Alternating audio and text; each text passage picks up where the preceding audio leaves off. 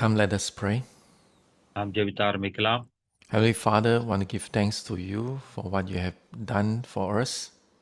பரலோக பிதாவே, நீர் எங்களுக்கு செய்த காரியங்களுக்காக நாங்கள் உள்ளத்தின் ஆழத்திலிருந்து உமக்கு நன்றிகளை எடுக்கிறோம்.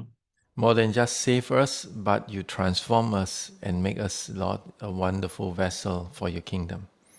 ஆண்டவரே, எங்களை வெறுமனே ரட்சித்தது மாத்திரமல்ல, எங்களுடைய வாழ்க்கையை உருமாற்றி உம்முடைய ராஜ்யத்தில் எங்களை பயன்படுத்தி வைத்திருக்கிறதற்காக உமக்கு நன்றிகளை எடுக்கிறோம்.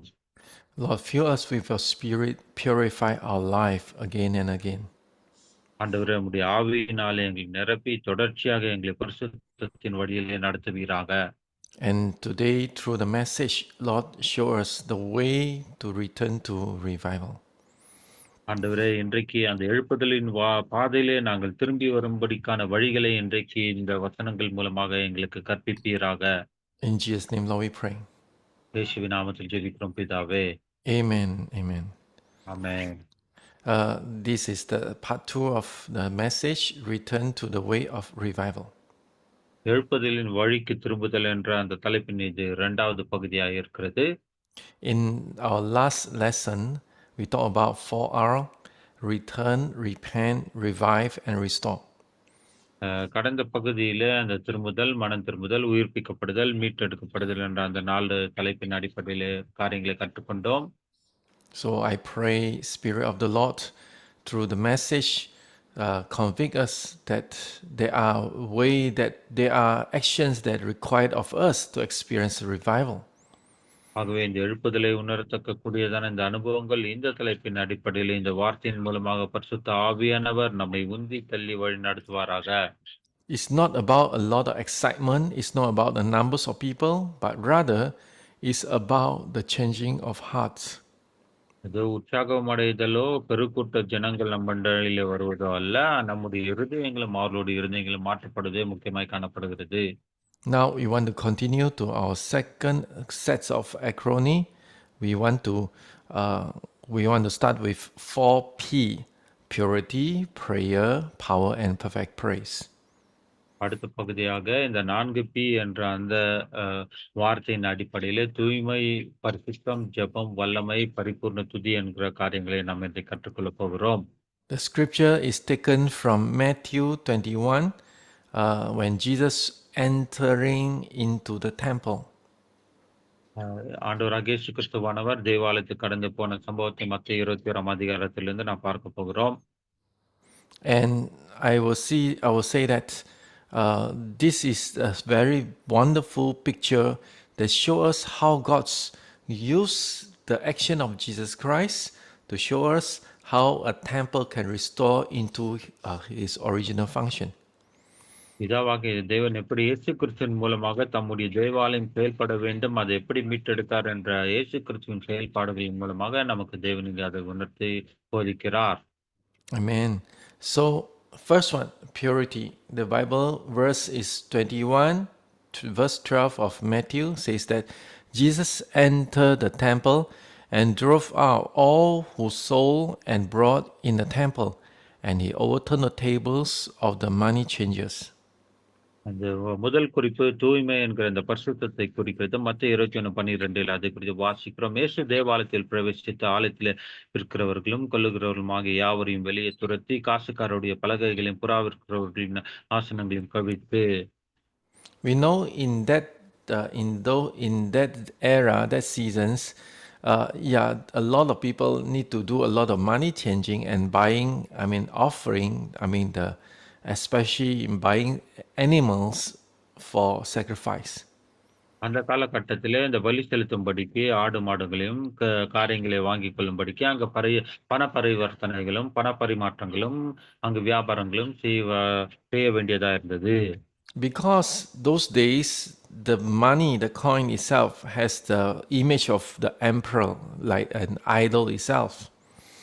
அந்த காலகட்டத்திலே அந்த பணத்திலே அந்த பேரரசனுடைய அந்த முகம் அங்கு முத்திரிக்கப்பட்டிருந்தது, அந்த சுரூபம் அங்கு காணப்பட்டது.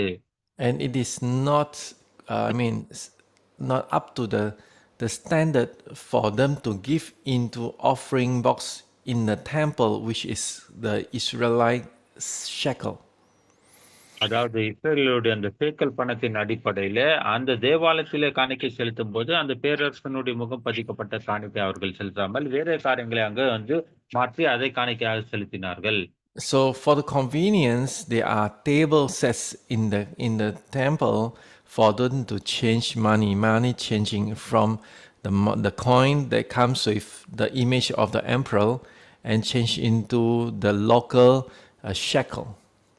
ஆகவே இந்த பண பரிவர்த்தனை செய்வதற்கு வசதியா காணப்படும்படிக்கு அங்கு மேஜைகளையும், நாற்காலிகளையும் போட்டு, அந்த வசதிக்கேற்றபடி அதை செய்தார்கள். அந்த பேரரசனுடைய முகம் பதிக்கப்பட்ட அந்த காசுக்கு பதிலாக ஷேக்கல் என்று சொல்லப்படுகிற இஸ்ரவேல் ஜனங்கள் உபயோகப்படுத்துற அந்த பணத்தை அவர்கள் அங்கு மாற்றிக்கொள்ள வேண்டியதா இருந்தது. Yeah, besides saying that there is giving convenient services to the worshipper, but it is also an area where there's a lot of manipulations, profit earning, and even corruption. ஆகவே வருகிறவளுக்கு எல்லாம் வசதியாக இருக்க வேண்டும் என்று ஆராதிக்கிறவளுக்கு இப்படி செய்தாலும் கூட, அங்க பண பரிவர்த்தனைகளும், அங்கு பலவிதமான கரைதிரை உள்ள காரியங்களும், தேவனுக்கு பிரியமில்லாத விஷயங்களும் இதன் வாயிலாக நடந்தது. So, beginning, it is a ministry for the people who needs this local coin, but now has become a place where manipulations happen. ஆரம்ப காலத்தில அதனுடைய நோக்கம் என்னவா இருந்தது என்றால், ஆராதிக்கிறவர்களுக்கு வசதியாக இந்த ஒழுங்குகள் செய்ய வேண்டும் என்ற நோக்கத்தோடு செய்யப்பட்டாலும் கூட, காலப்போக்கிலே அது அப்படியாக இல்லாமல், கரைதிரையுள்ள விஷயங்களாய், குற்றமுள்ள காரியங்களாக அங்கு ஆசரிக்கப்பட்டது.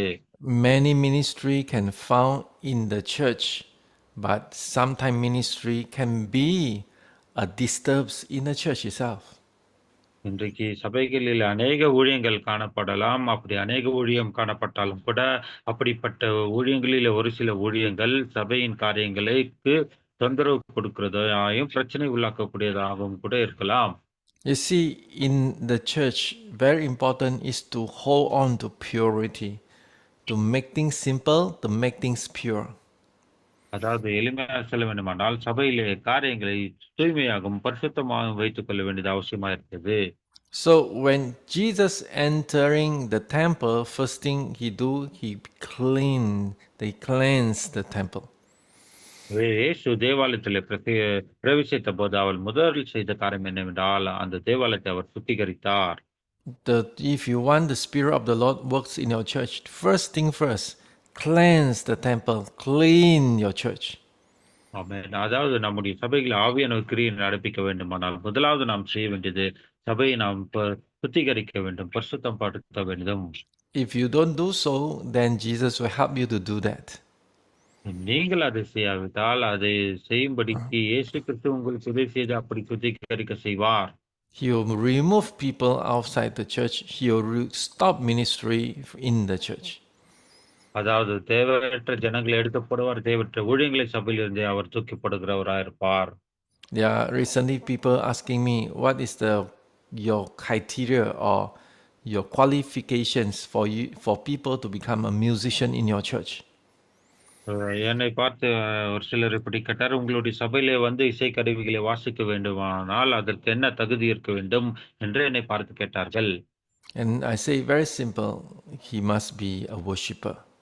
Second thing, he must able to play. Definitely you must able to play. But third things, he must be humble. அவர்களுக்கு எளிமையான பதிலை சொன்னேன். முதலாவது அவர் ஆராதிக்கிறவராக இருக்க வேண்டும், நன்றாக இசைக்கருவி வாசிக்க தெரிந்திருக்க வேண்டும். மூன்றாவதாக தாழ்மையுள்ள ஒரு நபராய் அவர் இருக்க வேண்டும். Any person can make the worship stop, become a worship, we will remove that person. எந்த ஒரு நபர் இந்த ஆராதனைக்கு தடையாக காணப்படுகிறார், அந்த நபர் அந்த ஆராதனையிலிருந்து எடுத்து போடப்பட வேண்டியது அவசியம். At least we postpone them, make them correct their life first, help them to grow spiritually, then only put them in the ministry. அப்படி இல்லாவிட்டால் அவர்களை கொஞ்ச நாள் அந்த இசைக்கருவி வாசிக்க விடாமல் வைத்து, அந்த காரியத்திலிருந்து அவர்களை சரிப்படுத்தி, மறுபடியும் வருகிறதுக்கு ஒரு வாய்ப்பை கொடுக்க வேண்டும். Because without a heart of worship, the music that play, the spiritual influence that's accent that will release will, I mean, I would say that pollute the spiritual atmosphere. அதாவது அந்த உண்மையான ஆராதனையின் உள்ளத்தோடு இல்லாமல், கரைத்திரையோடு வந்து அப்படி இசைக்கருவிகள வாசித்து ஆராதிக்கிறவர்களா இருக்கும்போது என்ன நடக்க வேண்டும் என்றால், அந்த ஆராதனை முழுமையாக இல்லாமல், அந்த ஆராதனைகள் கரைதிரைப்பற்றதாய், பழுதுள்ளதாய் காணப்படும். Who you want to set them as leaders? Is it the rich man? Or is it the people who always has many ideas but their life has many problems? இப்படிப்பட்ட பெரிய தலைவர்களை, பணக்காரர்களை வைக்க விரும்புகிறோமா? அல்லது பல ஆலோசனைகள் கொடுத்து உதவி செய்கிறவர்களை இப்படியாக கொடுக்கிறவர்களை வைக்க விரும்புகிறோமா? அல்லது அவர்கள் பரிசுத்தம் உள்ளவர்களா இருக்கிறவர்களா இருக்கிறார்களா? Or you are looking for people who are faithful, who are hunger for God.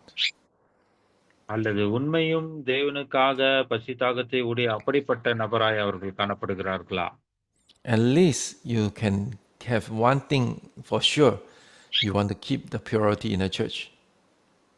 அதாவது ஒரு காரியத்தை நம்முடைய சபையிலே நம்ம பேணி காக்க வேண்டியது என்னவென்றால், பரிசுத்தத்தை பேணி காக்க வேண்டும். In the same way, Jesus also must overturn the table within our hearts. Our pride, our greed, selfish ambition, hidden sin, and desire to use God for our own purpose. அதே போலவே இயேசு நமது இருதயங்களில் உள்ள மேஜைகளை கவிழ்க்க வேண்டும். அதாவது நம்மிலே காணப்படுகிறதான பெருமை, பேராசை, சுயநலமான லட்சியங்கள், மறைவான பாவங்கள் மற்றும் தேவனை நமது சொந்த நோக்கங்களுக்காக பயன்படுத்தும் ஆசை ஆகியவற்றை நாம் அகற்ற வேண்டியது அவசியமா இருக்கிறது. Sad to say, sometimes, you know, when we want to purify the church, first thing that God want to do is purify you yourself, for is the first person. அது முதலாவது அது வருந்தத்தக்க விஷயம் என்னவென்றால், சபையை இயேசு கிறிஸ்து தேவனானவர் சுத்திகரிக்க வேண்டும் என்று நினைக்கும்போது, முதலாவது அவர் நம்மை சுத்திகரிக்க விரும்புகிறார். முதலாவது நாம் சுத்திகரிக்கப்பட்டு பரிசுத்தமாக்கப்பட வேண்டியது அவசியமா இருக்கிறது. No matter how careful you hide your sin, it's impossible to hide before God. அதாவது எந்த அளவுக்கு நாம் ஜாக்கிரதையா நம்முடைய ரகசிய பாவங்களை மறைத்து வைத்தாலும், அது தேவனுக்கு முன்பாக வெளிப்படையாக தான் காணப்படும். Your ambitions, your motive behind everything you do, all has to be checked before God. நம்முடைய அந்த லட்சியங்கள், நோக்கங்கள், நாம் என்ன செய்கிறோமோ, தேவனுக்காக செய்யப்போகிறோம் என்பதை நாம் இதெல்லாம் செய்வதற்கு முன்பாக நம்முடைய நோக்கங்களை அறிந்து, ஆராய்ந்து பார்க்க வேண்டியது அவசியமா இருக்கிறது. Unless you resolve in your heart that God is your only provider, otherwise you will always come back to the temptation of become man pleaser. நம்முடைய இருதயங்களை நாம் ஆராய்ந்து அறிந்து பார்க்க வேண்டும். நம்முடைய மூலாதாரம் இயேசு தான் என்னுடைய தேவைகளை சந்திக்கிறவர். தேவன் தான் என்னுடைய காரியங்களை சந்திக்கிறவர் என்கிறதான அந்த நோக்கத்தை உடையவர்களாய் காணப்பட வேண்டும். இல்லாவிட்டால் நாம் மனிதர்களை பிரியப்படுத்துகிறவர்களாய் தான் காணப்படுவோம். God cannot bless you if your heart is still set on human being. மனுஷர் மேலே நம்முடைய இருதயங்கள் பற்றுதலா இருக்கும்போது ஒருபோதும் தேவன் நம்மை ஆசீர்வதிக்கவே முடியாது. And sometimes prayer is not a transaction.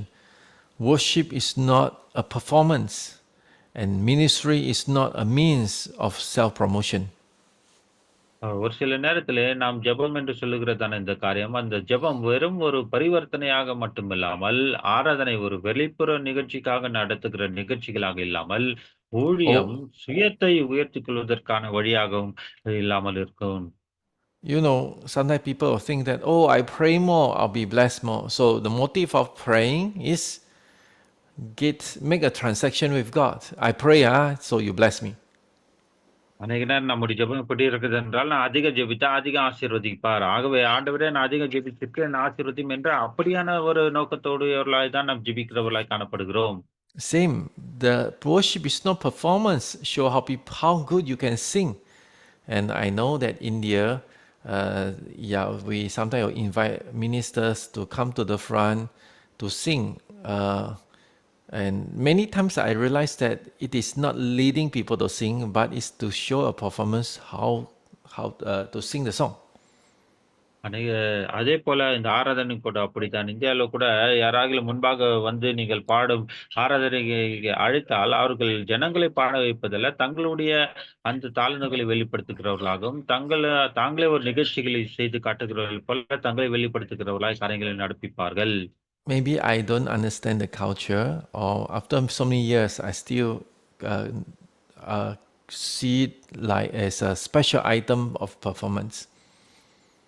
ஒருவேளை உங்களுடைய கலாச்சாரத்தை நான் சரியாக புரிந்து கொள்ளாமல் இருப்பதனாலயும் என்று தெரியவில்லை. ஆனால் யாராகிலும் முன்பாக பாட வந்தால், ஆராதித்தால், ஏதோ ஒரு நிகழ்ச்சி நிரலை நடத்துவது போல தான் தங்களை உயர்த்தி காட்டுகிறவர்களா இருப்பார்கள்.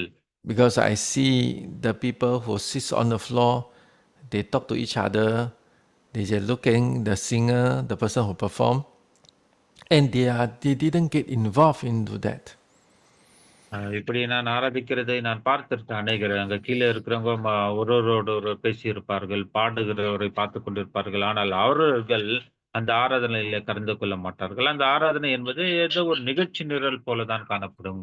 It's totally fine if you have if you have a performance. Just say this is a performance. Don't mix worship and performance as the same thing. அதுவே இது ஒரு நிகழ்ச்சி நிரல், ஒரு பாடல் பாடுகிற நேரம் என்று சொன்னால், அது பாடல் நேரம் என்று சொல்லுங்கள். அதை விட்டுவிட்டு இது ஆராதனை என்று சொல்லக்கூடாது. ஆராதனை என்பது ஆராதனையாக இருக்க வேண்டும். நிகழ்ச்சி என்பது நிகழ்ச்சியாக இருக்க வேண்டும். But if let's say it is a worship, then don't perform. Pour up our whole hearts. And that's why I'm so glad in IMT prayer altar, every time the pastors leading worship, they are not performance. They are not try to sing to me. They are not try to impress me or anyone's. They sing with song. They have encouragement. I think that is a good worship.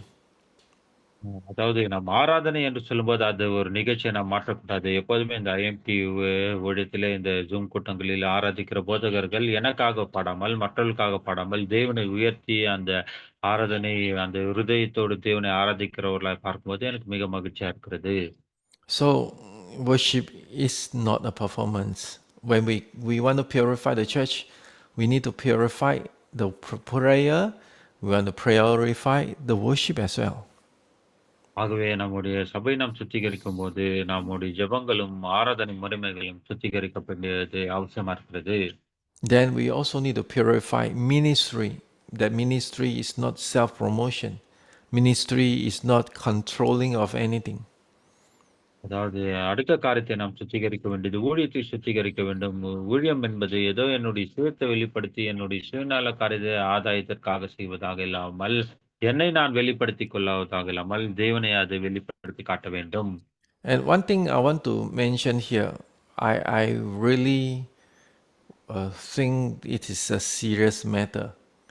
That is, I realize that sometimes in India, a person who serve you, who have ministry, who give you the words, and the local church even had that uh, concept that the minister has to bless the local church with something. அதாவது இந்த காரியம் மிக முக்கியத்துவம் வாய்ந்ததாகவும், இது பேணி காக்க வேண்டியதும் அவசியமா இருக்கிறது. இதை நாம் வலியுறுத்தப்பட வேண்டும். அதாவது உதாரணத்துக்கு இந்திய தேசத்தில பார்க்கும்போது, ஒரு ஊழியர் வந்து உங்களுடைய சபையில பிரசங்கிக்கும்போது, கர்த்தருடைய வார்த்தை சொல்லும்போது, சபையார் அந்த சபையின் பொறுப்பாளர் அந்த வந்த ஊழியரை கனப்படுத்தி, அவருக்கு கொடுக்க வேண்டிய காரியத்தையும், அவரை ஆசீர்வதிக்க வேண்டிய விதத்தில் ஆசீர்வதித்து அனுப்ப வேண்டியது மிக அவசியம். I heard from some ministers in India, when they go to ministry, go to village ministry, and after they finish sharing, doing all the ministry, and the local pastors or local leaders expecting the itinerant speakers, the speaker they invite, for something. I mean, according to the Bible, it's totally opposite. It's totally like against the word of God. இந்த இந்திய தேசத்துல ஊழியம் செய்யும்போது, அநேக கிராமங்களிலே ஊழியங்களை பார்க்கும்போது, எந்த ஊழியர் வந்து விசேஷ ஊழியராக அந்த சபையில பிரசங்கம் பண்ணுகிறாரோ, அந்த ஊழியர் தான் அங்க இருக்கிற சபை போதகரையும், தலைவர்களையும் ஆசீர்வதித்து அவர்களுக்கு காணிக்கை கொடுக்க வேண்டும் என்று எதிர்பார்க்கிறார்களே தவிர, இவர்கள் அவர்களுக்கு கொடுக்க வேண்டும் என்பது கிடையாது. ஏனென்றால் இது வேதத்திற்கும், தேவனுடைய திட்டத்திற்கும் எதிர்மறையான காரியமாய் காணப்படுகிறது. Because even you have uh, even the local church has received the blessing of hearing the word of God from these ministers. அதாவது அந்த வந்த பிரசங்கியாரிடத்திலிருந்து நல்ல வார்த்தையாகிய ஆசீர்வாதங்களை அந்த சபையாரும், சபை தலைவரும், சபை போதகரும் பெற்றுக்கொண்டாலும் கூட, But yet, when you didn't taken care of these ministers, actually you are being cut off spiritually from the true blessing can flow into your church. அப்படியாக வந்த அந்த ஊழியரை சரியான விதத்திலே கனப்படுத்தாமல், பார்த்துக் கொள்ளாமல், காணிக்கை கொடுக்காமல், ஆசீர்வாதத்தோடு அவரை அனுப்பாமல் இருக்கும்போது, அந்த ஆசீர்வாதத்தை நாமே துண்டித்து விடுகிறவர்களாய் காணப்படுகிறோம். And that's why the church cannot be prosper. That's why the church always in poverty, because you know why? The greed and the unthankfulness and that neglect of the needs of the ministers has stopped us into the blessing.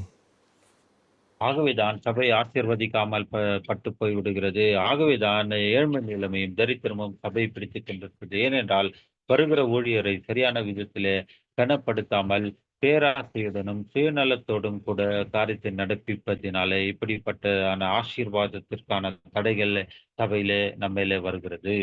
I really think that these parts need to be purified in the church if you want to see something breakthrough. உங்களுடைய சபையில ஒரு பெரிய விடுதலை நீங்கள் பார்க்க வேண்டுமா? விசேஷமாய் நான் சொன்ன இந்த குறிப்பிலே சபை சுத்திகரிக்கப்பட வேண்டியது ஊழியத்தின் காரியத்தில் மிக அவசியமா இருக்கிறது. You see, think about you bless the poor, but why you bless stranger, but you don't even take care of your own brother who come to serve you? அதாவது நாம் ஏழைகளுக்கு உதவி செய்கிறோம். அறியாதவருக்கு எளிமையை கஷ்டப்பட்டவர்களுக்கு உதவி செய்கிறோம். ஆனால் நமக்கு ஊழியம் செய்கிறதான அந்த போதகரையோ, அந்த ஊழியரையோ, பிரசங்கியாரையோ நாம் ஏன் ஆசீர்வதித்து கனப்படுத்துவதில்லை? You know, church is a place where you experience miracles, where you see God's provisions. But church is not a place like a tax collector. You collect something from people who pass by you. அதாவது சபை என்பது அற்புதங்களையும் அடையாளங்களையும் ஆசீர்வாதங்களையும் பெற்றுக்கொள்கிற ஒரு இடமா இருக்கிறது. அதே நேரத்திலே சபை ஏதோ ஒரு சுங்க வரியை செலுத்துகிற நபரிடத்திலிருந்து காரியத்தை நாம் பெற்றுக்கொள்வது போல வருகிற பிரசங்கியாருக்கு இடத்திலிருந்து நாம் எதிர்பார்ப்பதற்கான காரியம் அப்படியாய்தான் காணப்படுகிறது. I could understand something that the local church may be very poor and got nothing to give to the ministers. And when the ministers come with compassion, they even bring money into the church. So you gladly receive. This may be the original case. பாருங்க, உண்மையான விஷயம் என்ன என்று சொல்ல வேண்டுமென்றால், சபை மிக ஏழ்மையான சபையா இருக்கும். போதகரும் ஏழ்மையானவராக இருப்பார். அவர்களிடத்துல கொடுக்க ஒன்றும் இல்லாதிருக்கும். ஆனால் வருகிற பிரசங்கியாரோ மனதிருக்கத்தோடு பிரசங்கம் செய்துவிட்டு அவர்களுக்கு காணிக்கை கொடுத்து அவர்களுக்கு உதவி செய்து விட்டு வருகிற சூழ்நிலையை தான் இந்த உண்மையான சூழ்நிலையா இங்கு இந்த தேசத்திலே காணப்படுகிறது. Time after time, receiving blessing, keep receiving blessing. You take it as an obligation, take it as a right. When you come, you better give. That is the change of attitude. That is totally unpure when come to ministry. ஆகவே இப்படியே நாம் பழக்கப்பட்டதுனால ஊழியர் வருகிறார், பிரசங்கிக்கிறார், அவரே நமக்கு காணிக்கை கொடுத்து விட்டு போகிறார் என்ற அந்த சூழ்நிலையை வாங்கி வாங்கி வாங்கி நாம் பழக்கப்பட்டதுனால யாராகிலும் வந்தால் அவர் கொடுக்க வேண்டும் என்ற அந்த நிர்பந்தத்தில் தள்ளப்படுகிறார். நாமும் அதை தான் எதிர்பார்க்கிறோம். இந்த மனநிலைமை மனப்பாங்கு மாறி இந்த காரியத்திலே சுத்திகரிக்கப்பட வேண்டியது மிக அவசியமா இருக்கிறது. I see happens in small church. I see even happen in a big church. இந்த விஷயங்கள் சிறிய ஏழ்மையான சபையிலும் நடக்கிறது. பெரிய பெரிய சபைகளிலும் கூட இதே எதிர்பார்ப்புகளும் தான் காணப்படுகிறது. They start to expect something from people. ஆகவே அவர்கள் வருகிற ஊழியரிடத்திலிருந்தோ பிரசங்கத்திலிருந்தோ ஏதாகவும் கொடுப்பாரா என்று அப்படித்தான் எதிர்பார்க்கிறவர்களா இன்றைக்கு சபையும் ஊழியங்களும் காணப்படுகிறது. So, I mean, even though here I written ministry is not a mean for self-promotion, but in your case, it's totally different. இங்கு நான் இந்த ஊழியம் சுயத்தை உயர்த்திக் கொள்வதற்கான வழி அல்ல என்று அந்த ஸ்லைடுல போட்டிருக்கிறேன். ஆனால் உங்களுடைய விஷயத்துல இது இப்படி அல்ல. The ministers didn't get anything. So, what to do with self promotion? They even need to sacrifice more. Could you please repeat, Pastor? The ministers didn't get anything. They even need to sacrifice even more. The more ministry they have, they need to sacrifice more. ஆகவே அந்த வருகிற ஊழியர் இப்படியாக எதையும் அவர் கொடுக்காமல் அவர் எல்லாவற்றையும் தியாகம் செய்ய வேண்டியதா இருக்கிறது. இன்னும் அதிக ஊழியம் செய்ய வேண்டுமானால் அவர் இன்னும் அதிகமான தியாகத்தை செய்து கொடுக்கிறவராய் காணப்பட வேண்டும் என்பதாகத்தான் இருக்கிறது. But it is the church leadership, the church mindset has to change.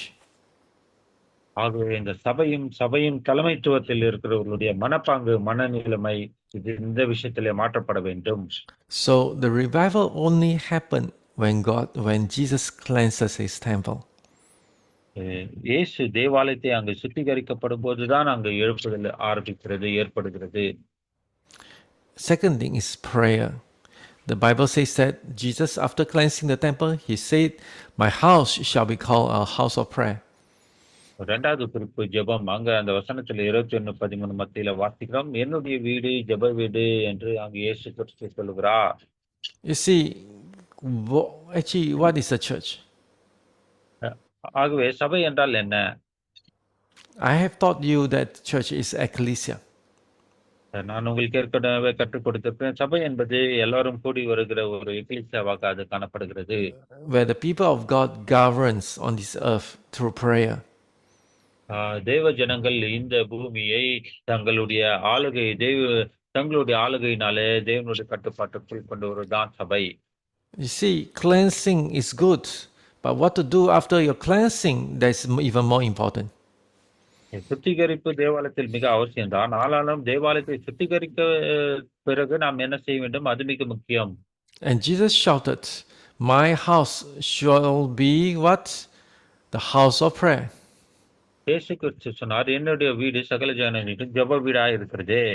You see, a house of prayer is a place where people turn to God, a place where people know that God is in the house. ஆகவே ஜெப வீடு என்று சொல்லும்போது அந்த ஜெப வீட்டிலே தேவன் இருக்கிறார் என்பதை ஜனங்கள் அறிந்திருக்க வேண்டும். The true entity of the church must be a house of God, a house of prayer, sorry. ஆகவே இந்த தேவனுடைய வீடு என்று சொல்லும்போது அது என்னுடைய உண்மை நோக்கம் அங்கு அது ஜெப வீடாய் காணப்பட வேண்டும். If we don't pray, God don't do things. So that is the bottom line. ஆகவே அடிப்படை காரியம் என்னவென்றால் நாம் எதையும் செய்யாவிட்டால் ஜெபிக்காவிட்டால் அங்கு தேவன் எந்த கிரியும் நடப்பிக்க முடியாது. So prayer is not merely one activities of the church. It is a center to the church calling. ஜெபம் என்பது சபையின் பல நிகழ்ச்சிகள் நடவடிக்கைகள் இருப்பது போல ஒன்றாக இது ஜெபம் இருக்கக்கூடாது. God is not only restoring prayer meeting, He's restoring a praying church. அது சபையின் ஜெபம் என்பது சபையின் அழைப்பின் மையமாக காணப்பட வேண்டும். அது மாத்திரமல்ல, தேவன் ஜெப கூட்டங்களை மட்டும் மீட்டெடுக்கவில்லை, அவர் ஜெபிக்கும் சபை மீட்டெடுக்கிறார். So you have prayer meeting, yes, you really kind of like saying that we have human rights, and you see they can do whatever they want. But it is not saying that you are a praying church. You see, you have prayer meeting doesn't mean you are praying church. உங்க சபையில இங்க ஜெப கூட்டம் நடக்குதுன்னா நீங்க ஆகவே ஜெபிக்கிற மக்கள் என்று அப்படி நாம் நினைத்து விடக்கூடாது. மனித உரிமை கழகத்தினர் என்ன செய்கிறாங்க? அந்த மனித உரிமை காரியங்களை செய்கிறவர்களாய் சடங்காச்சரமா இருக்கிறது. அது போல இல்லாமல் when you say you are praying church, you preserve the attitude of prayer. You works everything through prayer. You expanding through prayer. ஆகவே நான் ஜெபிக்கிற சபை ஜெப கூட்டங்கள் நடக்குது என்று சொன்னால் அந்த ஜெப மனப்பாங்கோடு செய்யப்பட வேண்டும். ஜெபத்தின் வாயிலாக எல்லாவற்றையும் தேவனிடத்திலிருந்து பெற்றுக்கொள்ள வேண்டும். ஜெபத்தின் மூலமாக சகலவித விரிவாக்கங்களும் சபையில் ஏற்படுத்த வேண்டும். ஜெபம் மிக முக்கியமான ஒரு அங்கமாய் காணப்பட வேண்டும். You don't preach about prayer, you pray. நீங்கள் ஜெபத்தை குறித்து அங்க பிரசங்கிப்பதில்லை, நீங்களே ஜெபிக்கிறவர்களா இருக்கிறீர்கள். You don't allocate a time for prayer, but you make prayer as every part of your ministry. ஆ ஆகவே ஜெபம் என்பது ஊழியத்தின் ஒரு பகுதியாக இல்லாமல், ஊழியத்தின் சகல பகுதியாகவும் இந்த ஜெபம் உள்ளடங்கியதாய் காணப்பட வேண்டும். Because without prayer, you cannot carry the presence of God. ஜெபம் இல்லாவிட்டால் தேவனுடைய பிரசன்னத்தை சுமந்து நம்மாலே ஊழியம் செய்ய முடியாது. Without prayer, you cannot fulfill the purpose of God. ஆகவே இந்த ஜெபம் தேவ பிரசன்னம் இல்லாவிட்டால் தேவனுடைய சித்தத்தை நம்மால செய்து முடிக்க நோக்கங்களை நம்மால செய்து முடிக்க முடியாது. Actually, the purifications is remove human self-dependence, pride, greed, and whatever. So, for us to focusing in prayer. ஆகவே இந்த சுத்திகரித்தல் என்பது சொல்லுவது, அங்கு அவ மற்ற விதமான காரியங்களையும், மற்ற ஜ மனிதர் மேல் வைக்கிற நம்பிக்கையும், மற்ற பொருளாதார விஷயங்களையும் நாம் மனித தன்மையிலிருந்து இதை எடுத்து போட்டு தேவ ஆளுகைக்குள் கொண்டு வருவது. Number three, power. You see, the scripture says that in verse 14, and the blind and the lame came to him in the temple and he healed them. அங்கு 3வது குறிப்பு வல்லமை குறிக்கிறது. மத்தேயு 21:14 அதுதான் சொல்லப்பட்டிருக்கிறது. அப்போது குருடரும் சப்பாணிகளும் தேவாலயத்தில் அவரிடத்தில் வந்தார்கள். அவர்களை சுத்தமாக்கினார். The Bible says that God healed them. There is a demonstration of power of the purification and prayer declaration.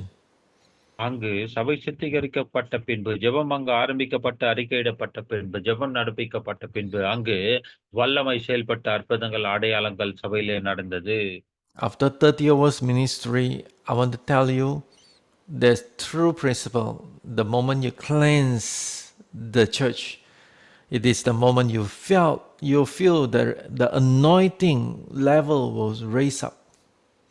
ஆகவே உங்களுடைய சபை சுத்திகரிக்கப்பட்ட பின்பு, பல மணி நேர ஜெபத்தினால் அது நிரப்பப்பட்டிருக்கும்போது, அங்கு அபிஷேகம் இன்னும் மேலோங்கினதாயும், கிரியை நடப்பிக்கிறதாயும் அங்கு காணப்படும்.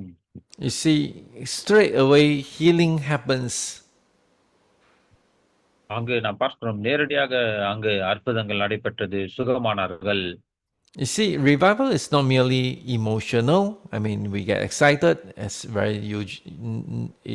very usual, but it brings healing, freedom, transformation, and restorations of life. எழுப்புதல் என்பது வெறும் உணர்ச்சி பூர்வமான அனுபவமாக இல்லாமல், உற்சாகமடைந்து களி கூறுதலாக மாத்திரம் இல்லாமல், அது சுகமாக்குதல், விடுதலை மற்றும் அஹ், அஹ், மாற்றம் மற்றும் மீட்டெடுக்கப்பட்ட வாழ்க்கைகளை அது கொண்டு வருகிறதா இருக்கிறது. What is the purpose of this revival? We must really carefully understand. ஆகவே இந்த எழுப்புதலின் முக்கிய நோக்கம் என்ன என்பதை மிக ஜாக்கிரதையோடு நாம் அறிந்து கொள்ள வேண்டியது அவசியமா இருக்கிறது. And spiritual power must be built upon purity, prayer, and prayer. ஆவிக்குரிய வல்லமை பரிசுத்தம் மற்றும் ஜெபத்தின் அஸ்திபாரத்தின் மேல் அது கட்டப்பட வேண்டும். You see, power or anointing without purity, it will become corrupted. விசேஷமாக நாம் சொல்லும்போது, அங்கு பரிசுத்தம், தூய்மை என்று சொல்லும்போது, அது அங்கு தேவனுடைய வல்லமையினாலே கட்டப்பட வேண்டும். அது சீர்கேட்டுதலுக்கு எதுவாய் காணப்படக்கூடாது. And power without prayer, it becomes a performance. அது மாத்திரமல்ல, ஜெபமில்லாத வல்லமை வெளிப்புற நிகழ்ச்சியாகவே, அது ஒரு செயல்பாடாகவே தான் காணப்படும். You know, while I was coming to church this morning, some thoughts come to me about there are some ministers. I wouldn't say they are fake one. I wouldn't say all of them are bad one. But I'll say there are some ministers very strong in prophetic. They can even say the name of your family members and your phone number or what you are doing. They are very sharp on this area. சபையிலே பார்க்கும்போது ஒரு சிலர் இருப்பார்கள். அவர்கள் கெட்டவர்களாகவோ அல்லது மாய்மாலக்காரர்களாகவோ, உண்மையிலோ இல்லாதவர்களோ என்று நான் சொல்லாமல், அவர்களுக்கு ஒருவேளை அந்த தீர்க்க தரிசன வரங்கள் இருக்கலாம். அப்போது அவர்கள் உங்கள் குடும்பத்தின் அங்கத்தினர் பேர்களை சொல்லலாம். உங்கள் போன் நம்பர்ல கூட அவர்கள் மிக தெளிவாய் எல்லாவற்றையும் குறிப்பாய் சொல்லுகிறவர்களாய் காணப்பட்டாலும் கூட, I was once sitting in a meeting that African ministers can even call a person's, it's very challenge for them because they don't know Chinese name. They can even call up the Chinese name of that person, then can say that the name of their son, the name of their grandchildren, and uh, it's so very amazed that they can name them accurately. அதாவது ஒரு கூட்டத்திலே நான் இருந்தேன். அப்போது ஒரு ஒரு ஆப்பிரிக்காவில் இருந்து வந்த ஊழியர் இப்படியாக அங்க தீர்க்க தரிசனம் சொன்னார். விசேஷமாக தீர்க்க தரிசனம் சொல்லும்போது, சீனர்களுடைய பெயர்களை சொல்வது மிக கஷ்டம். ஆனால் அவரோ இந்த சீனர்களுடைய பெயரை சொன்னார். அவருடைய பிள்ளைகள் பெயர், பேரப்பிள்ளைகள் பெயர் இப்படியாக குறிப்பாக சொல்வது மிகவும் ஆச்சரியமாயும், அதிசயமாயும் காணப்பட்டது. அவ்வளவு தெளிவாய் அவர் தீர்க்க தரிசனம் உரைத்தார். But nevertheless, I was sitting there. What I'm searching the peace. I'm searching for the flow of the Holy Spirit. அங்கு உட்கார்ந்து கொண்டு இதை கேட்டுக்கொண்டிருந்த நான், அங்கு தேவ சமாதானத்தை நான் எதிர்பார்த்துக் கொண்டிருந்தேன். அங்கு ஆவியானவரின் அருள்மாரி எந்த அளவுக்கு ஊற்றப்படுகிறது, பரிசுத்தம் காணப்படுகிறது என்று அதை குறித்து நான் வாஞ்சியா இருந்தேன். It wasn't strong there. அட pastor. It's not strong that moment. ஆ ஆனால் அந்த நான் எதிர்பார்த்த அளவுக்கு அங்க அங்க பரிசுத்தாவின் வல்லமை அந்த அளவுக்கு அங்கு செயல்படவில்லை. Neither there is, neither I could say, neither I sense any evil spirit is at work. Neither I didn't sense that as well. ஆனாலும் அசுத்தாவினால் தான் இப்படி கிரியை நடப்பிக்கப்பட்டதா என்று பார்க்கும்போது, அங்க அந்த நிலைமையும் அங்கு காணப்படவில்லை. But I would say that on my observation, it's a purely operations of the gifts. அங்கு என்னுடைய கண்ணோட்டத்தின்படி நான் பார்த்த காரியம் என்னவென்றால், அங்கு அங்கு முழுமையாக ஆவிக்குரிய வரம் செயல்பட்டது. அவ்வளவுதான். You can operate your gift, but there's no the following of the move, the strong presence of God in that operation of gifts.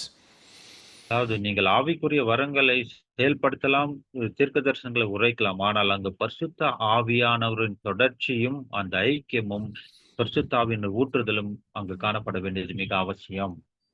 And I hope it is not a performance. ஆகவே இது ஏதோ ஒரு செய்து காட்ட வேண்டும், ஒரு நிகழ்ச்சியாக இது இருக்கக்கூடாது. So, brothers, sisters, all pastors, you want to purify the church, but at the same time, you don't want when the power comes, it becomes a performance. You don't want that. சகோதர சகோதரிகளே, போதர்களே, நாம் அநேக நேரம் சபை சுத்திகரிக்கப்பட வேண்டும் என்று நாம் வாஞ்சிக்கிறோம். அப்படி சுத்திகரிக்கப்படும் போது தேவ வல்லமை கடந்து வருகிறது. அந்த வல்லமை கடந்து வருகிறது. ஏதோ ஒரு கூட்டத்தை போல ஒரு நிகழ்ச்சியாக மாத்திரம் அது அமைந்து விடக்கூடாது. One thing is prophetic, but there are also another type is teaching. A teacher can teach any time because they have the gift of teaching. ஒரு விஷயம் அங்கு பார்க்க வேண்டுமானால் அது அங்கு தீர்க்க தரிசனம் உரைத்தலாய் காணப்படும். இன்னொரு விஷயத்தை பார்க்க வேண்டுமானால் அது போதனையாக இருக்கும். அங்கு கர்த்தருடைய வசனத்தை கற்றுக் கொடுக்கிறவர் எந்த காலத்திலும் அவர் கற்றுக் கொடுக்கிறவராய் தான் இருப்பார். A teacher can teach without the anointing. இவைகளெல்லாம் அபிஷேகம் இல்லாமல் செய்யப்படக்கூடாது. They are logical flow, they are skill of teaching, but you don't feel that the Spirit of God is at work. அந்த அறிவுபூர்வமான, ஆக்கப்பூர்வமான சிறந்த பிரசங்கங்களும், கருத்துகளும், போதனைகளும் கற்றுக் கொடுத்தல் காணப்பட்டாலும் கூட அங்கு ஆவியானுடைய வழி நடத்துதலும் அருள்மாரியும் காணப்பட வேண்டும். I want to ask a question. How many of you already know that you keep repeating what you preached in the past? You don't have new insight. You keep preaching something that you already know. You are like frying the rice again and again. அதாவது உங்களை பார்த்து ஒரு கேள்வி கேட்க விரும்புகிறேன். அநேக நேரம் நம்முடைய பிரசங்கங்கள் நாம் ஏற்கனவே பிரசங்கித்த காரியத்தை திரும்ப திரும்ப பிரசங்கிக்கிறவர்களா இருக்கும். எப்படி சாப்பாட்டை மறுபடியும் சூடு பண்ணி கொடுக்கிறோமோ அது போலவே பழைய காரியங்களே பிரசங்கிக்கிறோம். நம்முடைய பிரசங்கத்திலே புதிய உணர்வுகள், புதிய உந்துதல்கள், புதிய கருத்துக்கள் தேவனிடத்திலிருந்து பெற்றுக்கொண்டு பிரசங்கிக்கிறோமா? Have you ever heard people say that, I know what pastor is going to preach. He always preach the same thing. பாருங்க, இப்படி நம்ம விசுவாசிங்க இப்படி சொல்றாங்களா, ஐயா என்ன பிரசங்கம் பண்ண போறான்னு ஏற்கனவே எனக்கு தெரியும். ஏற்கனவே சொன்னதுதான் சொல்லுவாரு அப்படின்னு சொல்லுகிறவர்களா இருக்கிறார்களா? Perhaps this is a time that you need to come back to the Lord for fresh anointing, fresh revelation. ஆகவே இதுவே தக்க சமயமா இருக்கிறது. அந்த புதிதான அந்த அபிஷேகத்தை நாம் பெற்றுக்கொள்ளும் அந்த வலிமையினாலே நிரப்பப்படும் இதுவே சமயமாய் காணப்படுகிறது. You see, when God's people are cleansed and prayer is restored, then you have fresh flow of the power of God with integrity. ஆகவே தேவனுடைய ஜனங்கள் சுத்திகரிக்கப்பட்டு ஜெபம் மற்றும் மீட்டெடுக்கப்படும்போது அவருடைய வல்லமை நேர்மையுடனும் தூய்மையுடனும் பாய முடியும். புத்துணர்ச்சியான புதிய அபிஷேகத்தை அங்கு பெற்றுக்கொள்ள முடியும். I personally feel that something so important for everyone.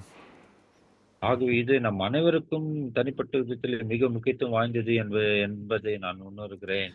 To see revival, we must first have a fresh anointing. நாம் எழுப்புதலை பார்க்க வேண்டுமானால் அந்த அபிஷேகம் புதிதான அந்த புத்துணர்ச்சியோடு பெற்றுக்கொள்ள வேண்டியது மிக அவசியமாய் காணப்படுகிறது. The first person must be purified. The first person must experience prayer and power must be you. அந்த வல்லமையும் ஜெபத்தையும் முதலாவதாக பெற்றுக்கொள்கிற நபர் யாரா இருக்க வேண்டுமானால் அது நீங்களா தான் இருக்க வேண்டும். If you're not serious in repent, you are not serious in purification, and you are not serious in prayer and returning to God, then you become a hindrance to that revival. ஆகவே இந்த மனம் திரும்புதலிலோ தேவனண்டையில திரும்புதலிலோ ஜெப விஷயங்களிலோ ஆவிக்குரிய விஷயங்களிலோ நான் கவனக்குறைவுள்ளவனாய் இருப்பேனானால் நானே அதற்கு தடையாய் இருக்கிறவனாக காணப்படுவேன். Number 4 is perfect praise. The Bible says that out of the mouth of infants and nursing babes, you have prepared praise. நான்காவது குறிப்பு அந்த பரிபூர்ண துதியின் காரியங்கள் 26ஆம் அதிகாரம் மத்தேயு 16ஆம் வசனத்திலே குழந்தைகளுடைய வாய்னாலும் பாலர்களுடைய வாய்னாலும் துதி உண்டாகும்படி செய்தீர் என்று எழுதப்பட்டிருக்கிறது. And you know the story that after cleansing the temple, declare the temple as a house of prayer, the healing flows, the power of God manifests. Then the child and praising Jesus. இந்த சம்பவம் உங்களுக்கு தெரியும். அங்க இயேசு கிறிஸ்து தேவாலயத்தில் பிரவேசித்து சுத்திகரித்த பிறகு அது ஜெப வீடு என்று சொல்லப்பட்ட பிறகு அற்புதங்கள் அடையாளங்கள் நடக்கிறது, அதிசயங்கள் நடக்கிறது, சுகமடைகிறார்கள். அதன் பிறகு அங்கு துதி வருகிறது. You see the restoration of the temple. At the end, you will see the temple full immersed with the atmosphere of praise. இந்த சபை தேவாலயம் சுத்திகரிக்கப்பட்ட பின்பு அங்கு நடக்கிற விஷயம் என்னவென்றால் அந்த சபை துதியினாலே அங்கு தேவாலயம் நிரப்பப்படுகிறது என பார்க்கிறோம். Believe in God that there will be healing. Believe in God there will be provision. He believe in God there will be manifestations of power. தேவனை விசுவாசிக்கும் போது அற்புதங்கள் நடக்கும். தேவனை விசுவாசிக்கும் போது ஜெபங்கள் கேட்கப்படும். தேவனை விசுவாசம் வைக்கும் போது அங்கு துதியினால் நிரப்பப்படும் போது கிரியைகளும் தேவனுடைய காரியங்களும் நடப்பிப்பதை நம்மாலே பார்க்க முடியும். The moment it happens, it is a moment where the church full with praise. இப்படிப்பட்ட சூழ்நிலையில் சம்பவங்கள் நடக்கும்போது அங்கு சபை தேவாலயம் அங்கு துதியினாலே நிரப்பப்படும். Perfect praise is not about outward performance. Again, you didn't try to create an atmosphere where everyone clapping hand, everyone just shouted for the reason because you asked them to shout. அதாவது இந்த பரிபூர்ண துதி என்பது வெளிப்புற நிகழ்ச்சி பற்றி இதல்ல. நான் ஏற்கனவே சொல்வது போல எல்லாரும் கைத்தட்டுங்க பாடுங்க என்று சொல்லி ஏதோ ஒரு பாடல் கூட்டத்தை நடத்துவதான நிகழ்ச்சியாக இருக்கக்கூடாது. But nevertheless, you want something very sincere, childlike, grateful, centered upon Jesus. That's our praise. இவைகள் எல்லாவற்றை காட்டிலும் முக்கியத்துவம் வாய்ந்த அங்க விஷயம் என்னவா இருக்க வேண்டுமானால் அது உண்மையுள்ளதாயும் அங்கு குழந்தைகளை போன்ற நாம் தேவனுக்கு நன்றி உள்ளவர்களாக தேவனை துதித்து இயேசுவை மையமாக கொண்டு ஆராதிக்கிறவர்களாக காணப்பட வேண்டும். So when the child praising Jesus, the Pharisee, the people next to them, those religious people, they say, Jesus, hear what they are shouting, stop them. அங்கு சிறுவர்கள் பாலகர்கள் துதியை உண்டாக்கும் போது பரிசேயர்களும் மத சடங்காச்சார ஜனங்களும் இயேசுவை பார்த்து அவர்களை நிறுத்துங்கள் என்று சொன்னார்கள். Unstoppable, because when people heal, they will praise God. You don't need to ask them to praise God. They'll praise God and they'll give thanks to the Lord. ஜனங்கள் சுகம் அடையும் போது அவர்கள் நீங்க துதிங்கன்னு என்று நாம் சொல்ல வேண்டிய அவசியம் இல்லை. அவர்களே துதிக்க ஆரம்பிப்பார்கள், ஆராதிக்க ஆரம்பிப்பார்கள். அதை யாராலும் தடுத்து நிறுத்த முடியாது. I remember one times in India when we, after praying for an old person and he was healed, he was able to walk. இந்தியாவில் ஒரு சம்பவம் நடந்தது என் ஞாபகத்தில் இருக்கிறது. ஒரு வயதானவருக்காக நாங்கள் ஜெபித்தோம். அவர் பரிபூர்ண சுகத்தை பெற்றுக்கொண்டார். And suddenly, after he able to stand and walk, he start to lift up his hand and say something. அந்த நடக்க முடியாத நபர் ஆரம்பிக்கப்பட்டு சுகத்தை பெற்றுக் கொடுத்த நிமித்தம் கரங்களை உயர்த்தி அவர் தேவனை துதிக்க ஆரம்பித்தார். And I asked Pastor Stanley, what did he say? You know, he said, I want to give a big pack of rice to the church. You see, this is their way to thank God, to praise God. அப்போது ஐயா ஸ்டான்லியை பார்த்து நான் கேட்டேன், அந்த வயதானவர் என்ன சொல்கிறார் என்றார். அப்போது ஐயா ஸ்டான்லி சொன்னார், நான் சுகமடைந்த நிமித்தம் ஒரு மூட்டை அரிசியை வாங்கி சபைக்கு நான் கொடுக்க விரும்புகிறேன் என்று சொன்னார். சுகமாகும் போது அவர்கள் தேவனை துதித்து இப்படிப்பட்ட கிரிகள் நடப்பிப்பார்கள். They have their way to praise God because they are not church goer, but they know when God heals them, they want to praise God, they want to thank God. ஆகவே அவர்கள் சபைக்கு செல்லாதவர்களா இருப்பதினாலே, அவர்கள் துதிப்பது எப்படி என்று அறியாமல் இருப்பதினாலே, அவர்களுடைய வழியிலே ஏதாவது ஒரு காணிக்கை சபை கொடுக்க வேண்டும் என்று அவர்களுடைய வழியிலே இப்படி தேவனை துதித்து கனப்படுத்துகிறவர்களா இருக்கிறார்கள். And this is something that glorifies God. You see, people even before they become a believers, they know to thank God when they receive something from God. ஆமென். அதாவது இது தேவனை மகிமைப்படுத்துகிற விஷயமா இருக்கிறது. அவர்கள் விசுவாசிகளாக மாறுவதற்கு முன்பாகவே தேவனுக்கு நன்றி செலுத்த வேண்டும், துதிக்க வேண்டும் அந்த எண்ணம் அவர்களுக்குள்ளாக வருகிறது. But today, church, we are over interpret or read too much about grace. We thought everything is free, as if we have the right to get it from God. இன்றைக்கு நாம் வசனத்தை இப்படியாக திருப்பி பிரசங்கித்து போதிக்கிறவர்களா இருக்கிறோம். கிருபையினால எல்லாவற்றையும் இலவசமாய் அவர்களுக்கு இருந்து பெற்றுக்கொள்ளலாம். அப்படிப்பட்ட போதனைகள் தான் இன்றைக்கு சபையில காணப்படுகின்றது. Even you see miracles happen, if you stop, you fail to fill the church with praise and thanksgiving, that grace will move away as well. இன்றைக்கு இப்படி அற்புதங்கள் அடையாளங்கள் நடக்கும்போது தேவனுக்கு செலுத்த வேண்டிய ஸ்தோத்திரங்களும் துதிகளும் செலுத்தாமல் போகுமானால் அங்கிருந்து கிருபை எடுக்கப்பட்டு போய்விடும். Now we want to go to the another sets of acrony. Now it's come to acrony of S: sanctuary, sacrifice, sanctification, and Shekinah. இன்னொரு பகுதியாக 4 எஸ் என்கிற பார்த்து அந்த எழுத்தில் ஆரம்பிக்கப்படுகிற காரியத்தை பார்க்க போகிறோம். அது என்னவென்றால் பரிசுத்த ஸ்தலம், பலி, பரிசுத்தமாக்குதல், அங்கு மகிமை, ஷெக்கினா மகிமையின் காரியங்களை பார்க்கிறோம். Amen. Andrew Murray said this word: God is ready to assume full responsibility for the life wholly yielded to Him. Andrew முறை என்பவர் இப்படியாக எழுதியிருக்கிறார், தமக்கு முழுமையாக கொடுக்கப்பட்ட வாழ்க்கையின் முழு பொறுப்பையும் ஏற்றுக்கொள்ள தேவன் ஆயத்தமாக இருக்கிறார். Meanings that if you are fully yielded, surrender to Him, He will take full responsibility of your life. அதாவது இதன் அர்த்தம் என்னவென்றால், முழுமையாக அவருக்கு ஒப்புக் கொடுக்கும் போது அவருடைய நம்முடைய வாழ்க்கையின் சகல பொறுப்பெடுத்து முழு. If you completely surrender your life to Jesus Christ, whatever happened in your life, God will hold full responsibility.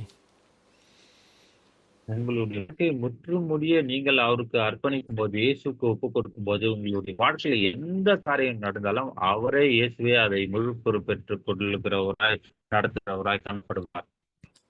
And now God is will not fill a vessel already full of itself. That is very important by A.W. Tozer. A.W. Dozer என்பவர் ஒரு முக்கியத்துவம் வாய்ந்த காரியத்தை இங்கு நமக்கு சொல்லித்தார். அது என்னவென்றால், தன்னாலேயே ஏற்கனவே நிறைந்திருக்கும் ஒரு பாத்திரத்தை தேவன் நிரப்ப முடியாது, நிரப்ப மாட்டார். Okay, first, let's look at that process. from sanctuary to sacrifice, sanctification, Shekinah. ஆகவே இந்த செயல்பாடுகள் எப்படி நடக்கும், இதில் எது முக்கியத்துவம் வாய்ந்தது என்பதை பார்த்ததற்கு நாம் அதன்படி நடக்கும்போது இந்த பரிசுத்த ஸ்தலம், பலி, பரிசுத்தமாக்குதல், சிக்கின மகிமையின் காரியங்களை இன்னும் விரிவாய் பார்க்க போகிறோம். To make it very simple, is God is looking for a holy dwelling place. சுருக்கமாக எளிமையாக சொன்ன வேண்டுமானால், தேவன் ஒரு பரிசுத்தமான வாசஸ்தலத்தை, அவருடைய பிரசனம் தங்குற வாசஸ்தலத்தை எதிர்பார்க்கிறார். We are looking for a revival, but God is looking for a dwelling place. நாம் எழுப்புதலுக்காக எதிர்பார்த்து கொண்டிருக்கிறோம். ஆனால் தேவனோ தம்முடைய வாசஸ்தலம், தன்னுடைய பிரசனம் எங்கு தங்க வேண்டும் என்று அதை அவர் எதிர்பார்த்து வாஞ்சித்துக் கொண்டிருக்கிறார். We wish God to touch us, but God wish to stay with us. நாம் தேவன் நம்மை தொட வேண்டும் என்று நாம் எதிர்பார்க்கிறோம். ஆனால் தேவன் நம்மோடு தங்க வேண்டும் என்று அவர் எதிர்பார்க்கிறார். First Corinthians chapter 6 verse 19 says that your body is a temple of the Holy Spirit within you, whom you have from God. 1 கொரிந்தியர் 6:19 வாசிக்கிறோம், உங்கள் சரீரமானது நீங்கள் தேவனால பெற்று உங்களில் தங்கியிருக்கும் பரிசுத்த ஆவியினுடைய ஆலயமா இருக்கிறது. You see, God is seeing you as His temple. தேவன் உங்களை பார்க்கும்போது தம்முடைய ஆலயமாக தான் உங்களை பார்க்கிறவராய் இருக்கிறார். He's not saying that, are you letting me stay in there? No, He say, this is my temple. ஆண்டவர் நம்மை பார்ப்பது, ஐயோ நான் இங்க தங்க வேண்டுமா என்று அப்படி நினைக்காமல், இது என்னுடைய ஆலயம், நான் இங்கே தான் தங்க வேண்டும் என்று அவர் அப்படியாக நம்மை பார்க்கிறவராய் இருக்கிறார். Another thing is, He already lives in you. நான் நினைக்கிறது என்னவென்றால், ஏற்கனவே அவர் நமக்குள்ளே வாசம் பண்ணி கொண்டிருக்கிறார். The moment you invite Him as a Lord and Savior, He's already live in you. ரட்சகராக தேவனாக இந்த வார்த்தை நான் அவரை வரவேற்கும் போது அவர் ஏற்கனவே அவர் வந்து விட்டார், எனக்குள்ளே வாசம் செய்கிறவராக இருக்கிறார். The problem is very uncomfortable. The problem is the very uncomfortable to live in you. That's the only problem. பிரச்சனை என்னன்னா, நமக்குள்ள அவர் வாசம் பண்ணுவது அவருக்கு ஏற்றதாக இல்லாமல் காணப்படுகிறது. அவருக்கு ஏற்றதாய் போல நாம் இல்லை. You behave very rude, even though you have a host in your house. நம்முடைய வீட்டிலே ஏதோ ஒரு விருந்தாளி வந்து இருந்தாலும் கூட நம்முடைய நடத்தைகள் எப்படி காணப்படுகிறது, மிகவும் கடூரமாக நடந்து கொள்கிறவர்களாய் நாம் காணப்படுகிறோம். You sin, you curse, you do something that defiling, yet Holy Spirit was neglected in your house. நாம் பாவம் செய்கிறவர்களாகவும் அவர் புறக்கணிக்கிறவர்களாக காணப்பட்ட பாவங்களை நடப்பிக்கிறவர்களாக இருக்கிற ஆவியானவர் புறக்கணிக்கப்படுகிறவராய் காணப்படுகிறார்.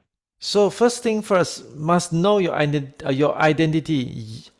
Our lives are the dwelling place of the Holy Spirit. Our body is the temple of God. ஆகவே முதல் செய்ய வேண்டிய காரியங்களை நாம் முதல் செய்ய வேண்டும். நம்முடைய சரீரம் தேவன் தங்கும் ஆலயமாய் இருக்கிறது, பரிசுத்த ஆவியானவர் வாசம் பண்ணுகிற தலமா இருக்கிறதே. So when we know that we are the God's dwelling place, we are His temple, then we must dedicate ourselves to Him. அவர் தங்குற ஆலயம் இருக்கிறோம் என்பதை அறிந்து கொள்ள வேண்டும். நாம் அவருக்கு முழுவதும் நம்மை அர்ப்பணிக்கிறவர்களாக நாம் காணப்பட வேண்டும்.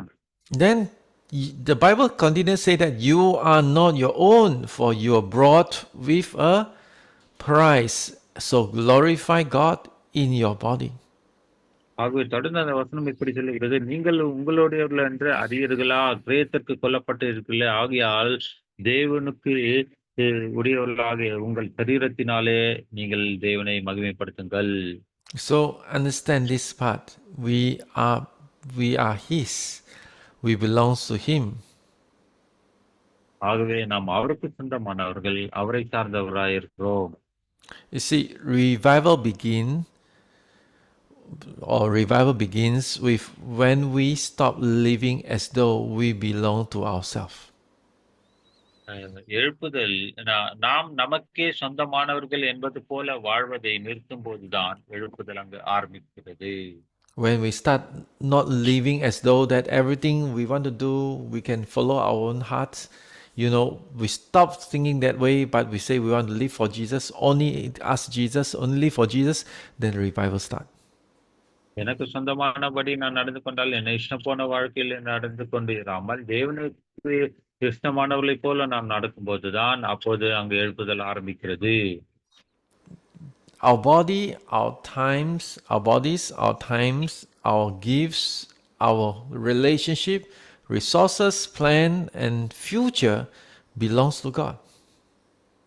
நமது சரீரங்கள், நேரம், நம்முடைய பொருளாதார காரியங்கள், வரங்கள், உறவுகள், பலங்கள், திட்டங்கள் மற்றும் எதிர்காலம் அனைத்தும் தேவனுக்கு சொந்தமானவைகளாய் காணப்படுகின்றன.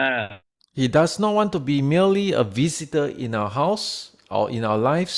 He desires to dwell within us and rule over every area.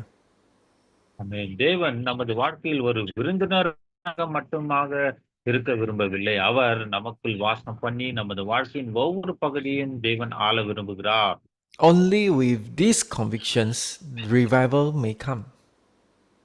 இப்படிப்பட்டதான உந்துதல் நமக்குள் வரும்போதுதான் அங்கு எழுப்புதல் வரும். Second things, we recognize we are the sanctuary, we belong to God. Then second thing we ought to do is sacrifice. நாம் தேவன் தங்கும் வாசஸ்தலம் என்று அறிந்த பிறகு நாம் செய்ய வேண்டிய அடுத்த காரியம் என்னவென்றால், நாம் பலி செலுத்துகிறவர்களாய் பலியாக காணப்பட வேண்டும். The Bible says, present your bodies as a living sacrifice, holy and acceptable to God, which is your spiritual worship. ஆகவே வேதம் சொல்லுகிறது, நீங்கள் உங்கள் சரீரங்களை பரிசுத்தமும் தேவனுக்கு பிரியமான ஜீவ பலியாக ஒப்புக் கொடுக்க வேண்டும். You see, ஆகவே இதுவே நீங்கள் continue. ஆகவே நீங்கள் செய்யத்தக்க புத்தியுள்ள ஆராதனை இவையாய் காணப்படுகின்றன. You see, the Bible encourage us or exalt us to live ourselves as a living sacrifice, not that sacrifice. It's every day give ourselves to Him. ஆகவே தேவன் நமக்கு பார்த்து சொல்லும்போது, உங்கள் சரீரங்களை பரிசுத்தமும் தேவனுக்கு பிரியமான ஜீவ பலி என்று சொல்லுகிறதை தவிர செத்த பலியாக அல்ல, ஜீவ பலியாக நம்ம தேவனுக்கு ஒப்புக் கொடுக்க வேண்டும். And the Bible even describe this as spiritual worship. அது மாத்திரமல்ல, வேதம் என்ன சொல்லுகிறது என்றால், நீங்கள் செய்யத்தக்க புத்தியுள்ள ஆராதனை இதுவே என்று சொல்லுகிறது. Telling God, I do this for you. Doing every time you do, you say, God, I give myself to you. ஒவ்வொரு முறை இதை செய்யும்போது, ஆண்டவரே இதை நான் உமக்காக செய்கிறேன், உமக்கு கொடுத்தபடியாக பலியாக இதை செய்கிறேன் என்று நாம் சொல்ல வேண்டும். God does not only call us to attend worship, He calls us to become an offering. தேவன் நம்மை ஆராதனையில் கலந்து கொள்ள மாத்திரம் நம்மை அழைக்கவில்லை, நாமே ஒரு காணிக்கையாக பலியாக மாறும்படியாக அவர் நம்மை கொடுக்கிறார். You are not attending a worship service. You are coming here to present yourself as an offering. நாம் ஏதோ ஒரு ஆராதனை கலந்து கொள்கிறவர்களாக நம்மை நாமே காணிக்கையாக பலியாக நாம் தேவனுக்கு ஒப்பு கொடுக்கிறவர்களாக தான் ஆராதனைக்கு போக வேண்டும். Give God your lips, your mouth, your voice. Give God your hands to lifting up. Give God your feet to walk His way. ஆகவே அவருடைய வழிகளில் நடக்கும்படிக்கு நம்முடைய பாதங்களை, கரங்களை, இருதயங்களை, உதடுகளை, வாயை, நாக்கை அவருக்காக ஒப்பு கொடுத்து பலியாக செலுத்துகிறவர்களாய் நாம் காணப்பட வேண்டும். We mentioned about anointing, but anointing is not given for self-promotion. It is entrusted to those who lay down their ambitions, their comforts, their reputations, and plan for the will of God. நம்ம அபிஷேகத்தை குறித்து நம்ம ஏற்கனவே பார்த்தோம். இந்த அபிஷேகம் என்பது நம்முடைய சுயத்தை உயர்த்துகிறதற்காக அது கொடுக்கப்படவில்லை. தேவனுடைய சித்தத்திற்கு தங்கள் லட்சியங்களை, வசதிகள், நற்பெயர் மற்றும் திட்டங்களை ஒப்புக் கொடுக்கிறவர்களிடம் அது ஒப்படைக்கப்படுகிறது. I remember when I come to full-time ministry, I tell myself, probably this life I won't be able to marry, I won't be able to have a car, I won't be able to have a house. I'm going to sit on my motorbike to the end of my life. நான் முழு நேரம் போது இப்படியாக நினைத்தேன். நான் ஒரு வாகனத்தை என்னால் வாங்க முடியாது, திருமணமாக முடியாது, கார்ல போக முடியாது, இந்த மோட்டார் பைக்ல தான் என் வாழ்நாள் முடியும், நான் ஊழியம் செய்ய வேண்டும் என்று அப்படித்தான் நினைத்தேன். I see my church is not sufficient to taking care of the servant of God because many full-time worker, you know, we all lay down everything for the God's kingdom, and I didn't expect anything from God. I just say, God, I give everything to you. ஆகவே என்னுடைய முழுநேர ஊழியத்துக்கு வரும்போது சபையில போதுமான அங்க பண வசதி கொடுத்து ஊழியரை தாங்க முடியாத சூழ்நிலை இருந்தபடியினால், ஆண்டவரே என்னை முழுவதுமாய் நான் ஒப்பு கொடுக்கிறேன். என்னை ஊழியத்திற்காக ஒப்பு கொடுக்கிறேன் என்று சொல்லி, ஆண்டவர் நீர் என்னை சந்திப்பீர் என்று அப்படி ஒப்பு கொடுத்தேன். How many of you know that you cannot outgive God? You cannot give God more than what He gave you. அவர் உங்களுக்கு கொடுத்த அந்த விஷயத்தை காட்டிலும் அதிகமாய் நீங்கள் அவருக்கு கொடுக்காமல் இருக்கிறோம். He always provide, and He is a good God.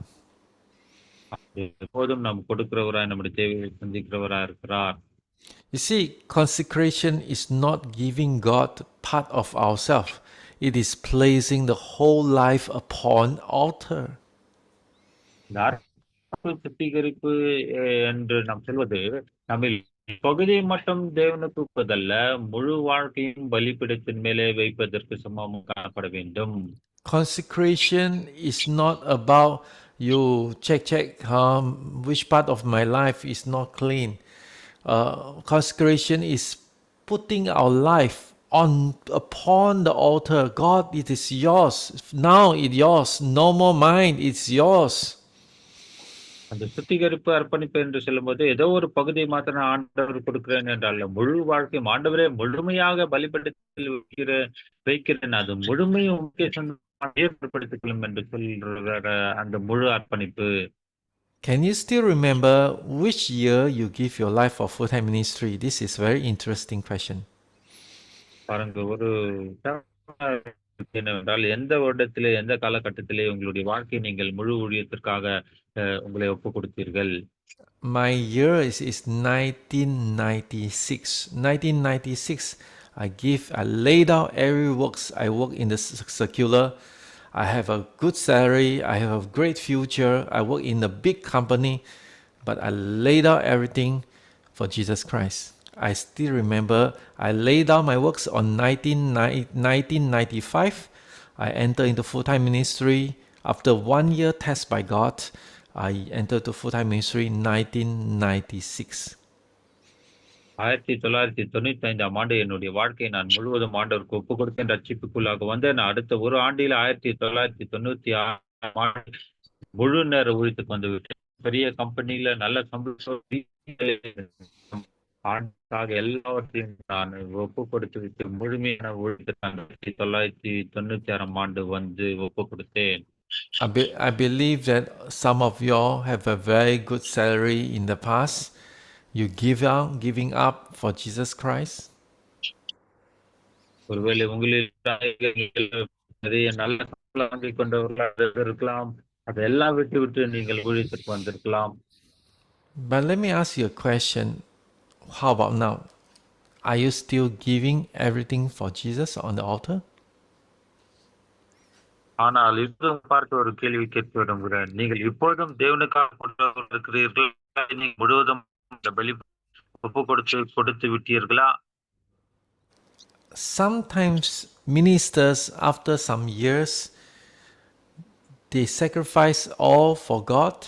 They will come to the point they try to get something back for themselves.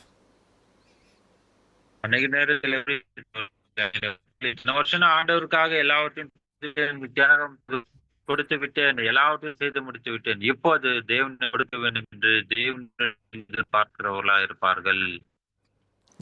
You know that is something that I always keep checking on myself.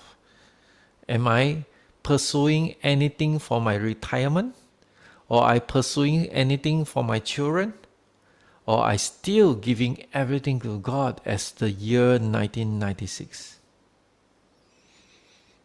ஆகவே இந்த தனிப்பட்ட விஷயத்துல நானே சோதித்து ஆராய்ந்து அறிந்து பார்த்துக் கொள்வேன். 1996 ஆண்டிலே எனக்கு இருந்த எல்லாவற்றையும் தியாகமாய் நான் விட்டு கொடுத்து விட்டு முடித்திருப்பேன். ஆனாதோ என்னுடைய அந்த ரிட்டையர்மெண்ட்டுக்காக காத்து கொண்டிருக்கிறேன்னா, என்னுடைய பிள்ளைங்களுடைய வருங்காலம் எப்படி இருக்கும், அதற்காக தேவன் ஏதாகிலும் கொடுப்பாரா, கடைசி காலத்தில் ஏதாவது அதை வச்சு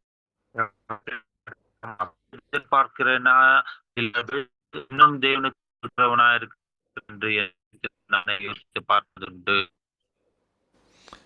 The number three, sanctification.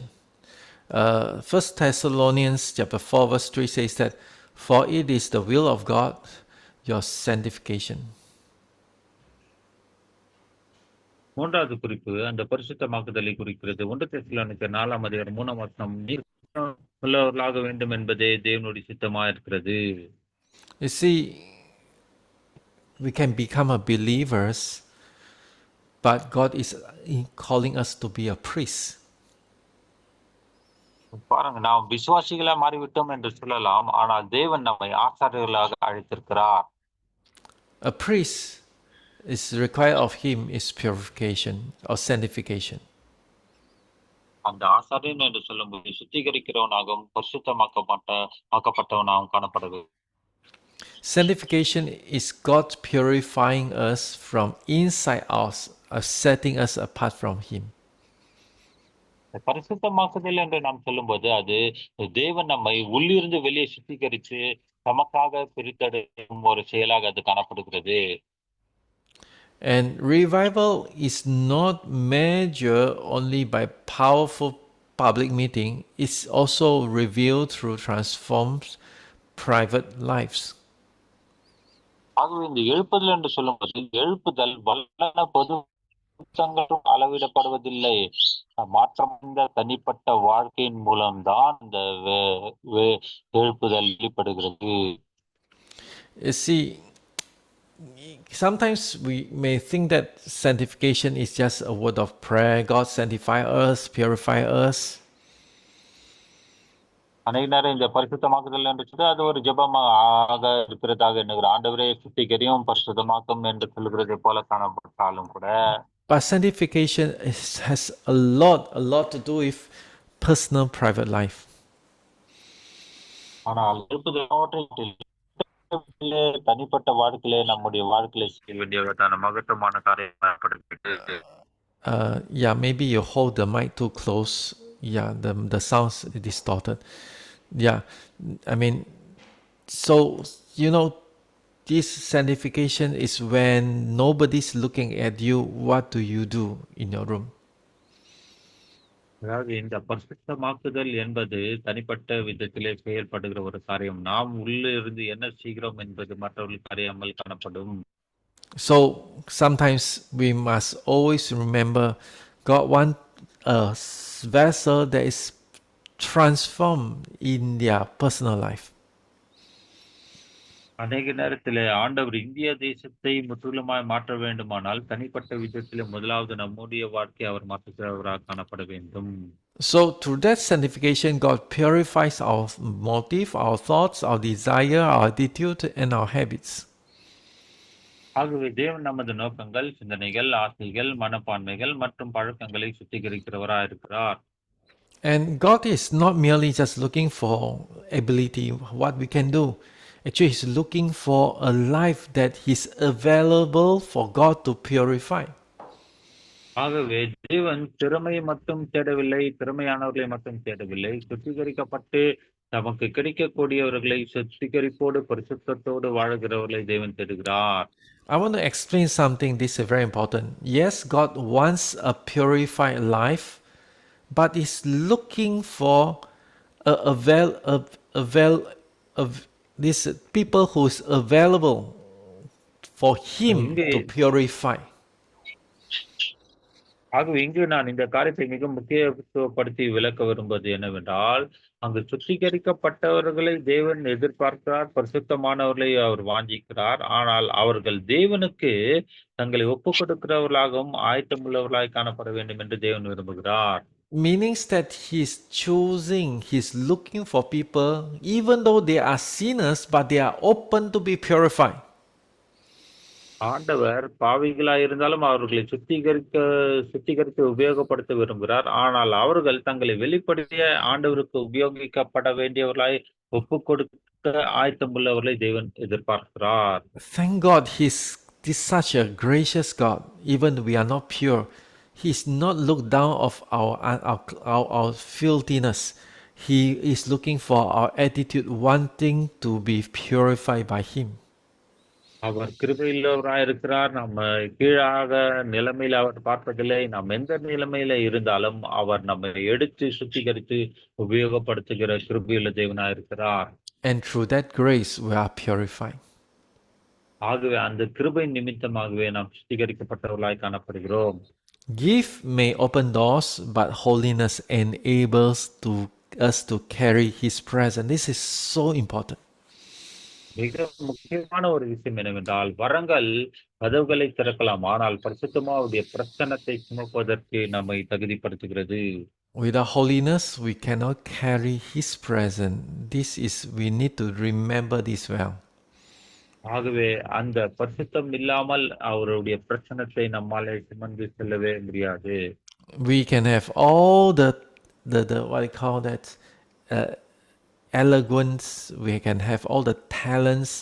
We can be very smart, but we may not able to carry His presence if we are not living in holiness. ஒருவேளை நம்மிடத்துல எல்லா தகுதிகளும், அறிவுபூர்வமான காரியங்களும், திறமைகளும், தாளந்துகளும் நிறைந்தவர்களாய் இருந்தாலும் நம்முடைய வாழ்க்கையில பரிசுத்தம் காணப்பட வேண்டியது மிக அவசியம். The last one is Shekinah, the glory of God's presence. கடைசியாக அந்த 4வது குறிப்பு என்னவென்றால், ஷெக்கினா என்று சொல்லப்படுகிற தேவனுடைய பிரசன்னத்தின் மகிமை. So when the cloud cover the tent of meeting or the tabernacle, and the glory of the Lord fill the tabernacle. அங்கு தேவ பிரசன்னம் அங்கு அந்த வாசஸ்தலத்தை அங்கு நிரப்புகிறதை அங்கு நாம் பார்க்கிறோம். ஒரு மேகம் ஆசரிப்பு கூடாரத்தை மூடி மகிமை வாசஸ்தலத்தை நிரப்பேற்று என்று நாம் பார்க்கிறோம். You won't find the word Shekinah in the Bible. You won't find that word. நீங்க வேதத்தில பார்க்கும்போது இந்த ஷெக்கினா என்கிற வார்த்தையை நம்மால பார்க்க முடியாது. But it is rather a Hebrew word for the concept, the idea that God manifested presence. அது ஒரு எபிரேய வார்த்தையா காணப்படுகிறபடினால தேவ பிரசன்னத்தை நம்ம மத்தியில அவர் ஊற்றுகிறவரா இருக்கிறார். The Bible again says that Moses was not able to enter the tent of meeting, the holy place or holy of holies, because the cloud settled on it and the glory of the Lord filled the tabernacle. வசனத்தில் இப்ப வாசிக்கிறோம், மேகம் அதன் மேல் தங்கி கர்த்தருடைய மகிமை வாசஸ்தலத்தை நிரப்பினதினால் மோசே ஆசரிப்பு கூடாரத்துக்குள் பிரவேசிக்க கூடாமல் இருந்தது. You see, God's glory and His presence is available for us. தேவனுடைய அந்த மகிமையும் கிருபையும் எப்போதும் நமக்கு கொடுக்கப்படுகிறதுக்கு ஆயத்தமாகவே காணப்படுகிறது. So when the temple has went through the cleansing and sacrifice is offered, and the vessel is sanctified, and the next one is God's glory will fill His dwelling place. அங்க தேவாலயம் சுத்திகரிக்கப்பட்டு பலி செலுத்தப்பட்டு அங்க பாத்திரம் பரிசுத்தமாக்கப்படும் போது தேவனுடைய மகிமை அவருடைய வாசஸ்தலத்தை அங்க நிரப்புகிறதா இருக்கிறது. The climax of revival is not human applause or ministry success or public recognition. It is God Himself dwelling among His people. இந்த எழுப்புதலின் அந்த உச்சம் மனிதர்களின் கைத்தட்டலோ அல்லது ஊழியத்தின் வெற்றியோ பொதுவான அங்கீகாரமோ அல்ல. தேவன் தாமே தமது ஜனங்களின் நடுவில் வாசம் பண்ணுவதே அதன் உச்சகட்டமாய் மாறுகிறது. Revival will bring all these things: human applause, ministry success, public recognitions. But without acknowledge the presence of God, His dwelling presence, our eyes can tilt to the wrong direction and to love the gift, not the giver. அதாவது இந்த எழுப்புதல் வரும்போது இங்க அங்க கைத்தட்டல் உண்டாகும், ஊழியத்தில் வெற்றி உண்டாகும், பொதுவான அங்கீகாரம் கிடைக்கும். ஆனால் அதை காட்டிலும் முக்கியத்துவமான விஷயம் தேவன் தாமே ஜனங்களின் நடுவில் வாசம் பண்ணுகிறதே உச்சகட்டமான விஷயம். ஒருவேளை இந்த காரியத்தை விட்டு நம்முடைய கவனம் சிதறப்பட்டு அந்த ஈவை கொடுக்கிறவர் மேலே நம்முடைய கவனம் இல்லாமல் அந்த ஈவின் மேலே வரத்தின் மேலே இருக்குமானால் அது தவறாய் மாறிவிடும். You see, it's so dangerous. We can run a very good race when we almost hit the finish line, the climax, then we turn back and look at the people. பாருங்க, நல்ல போராட்டத்தை போராடுகிறோம், ஓட்டத்தை முடிக்கிறோம், ஜெயத்தோடு எல்லாவற்றையும் முடிக்கிறோம். ஆனால், நம்முடைய கண்ணோட்டம் மக்களின் மேல் மாறும்போது, அது ஆபத்தாய், அ அது அ ஆபத்தாய் முடிந்து விடுகிறது. The true evidence of revival is Jesus becomes the center, and sin is confronted, prayer is restored, life is are transformed, holiness is desired, and God's presence become our greatest treasure. இயேசு மயமாக்கப்படுவதும், பாவம் எதிர்கொள்ளப்படுவதும், ஜெபம் மீட்டெடுக்கப்படுவதும், வாழ்க்கைகள் மாற்றப்படுவதும், பரிசுத்தம் வாஞ்சிக்கப்படுவதும், தேவனுடைய பிரசன்னம் நமது மிகப்பெரிய பொக்கிஷமாக மாறுவதே எழுப்புதலின் உண்மையான அடையாளங்களாய் இருக்கின்றன. Remember, I say someone asked me about the criteria of worship Him. What type of people you choose to put in your worship Him? But there I give him the second answer is the most important for us, it is to preserve God's presence in the church.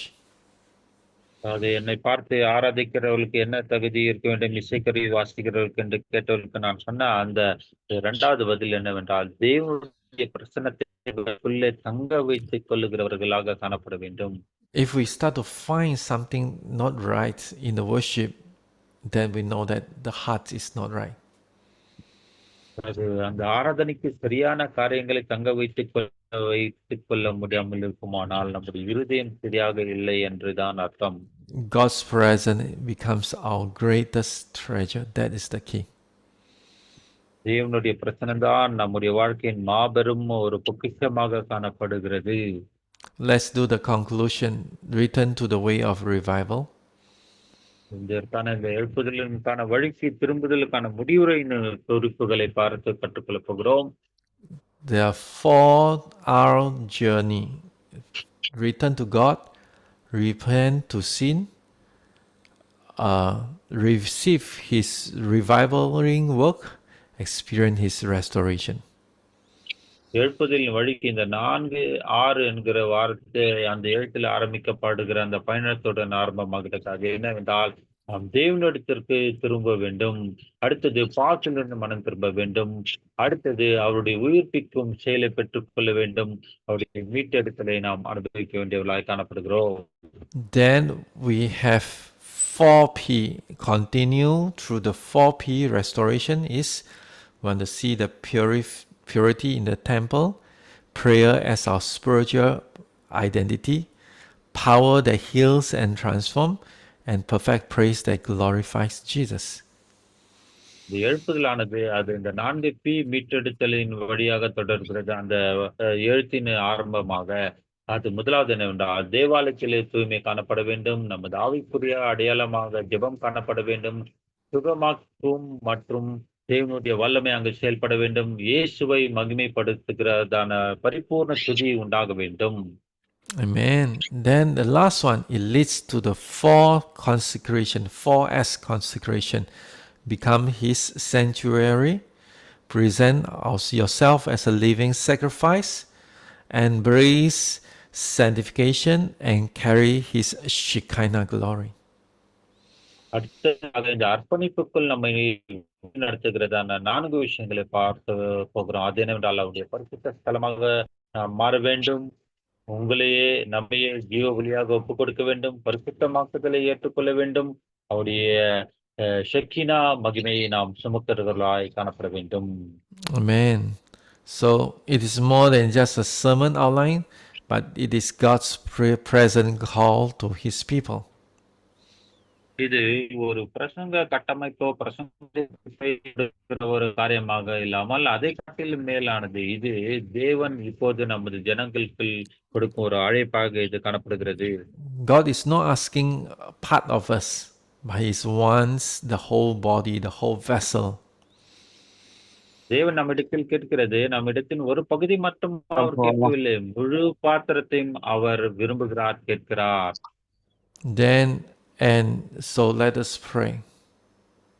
ஆகவே நாம் ஜெபிக்கலாம். Oh, hallelujah. God, Lord, we return to you. ஆண்டவரே, நாங்கள் உம்மண்டையிலே திரும்புகிறோம் அப்பா. We pray that you expose and remove every little fox that is destroying your works in our life. ஆண்டவரே, எங்களுடைய வாழ்க்கையில உங்களுடைய சித்தை கெடுக்கிறத, அந்த குழியின் அருகிலை கெடுக்கிற நிறையான விஷயங்களை எடுத்து போடுவீங்க. O Lord, cleanse me from pride, bitterness, unbelief, distraction, compromise, and selfish ambition. ஆண்டவர் எடுத்திருக்கிற அந்த பெரும் கனவுகள், அவிசுவாசங்கள், சமரசம்.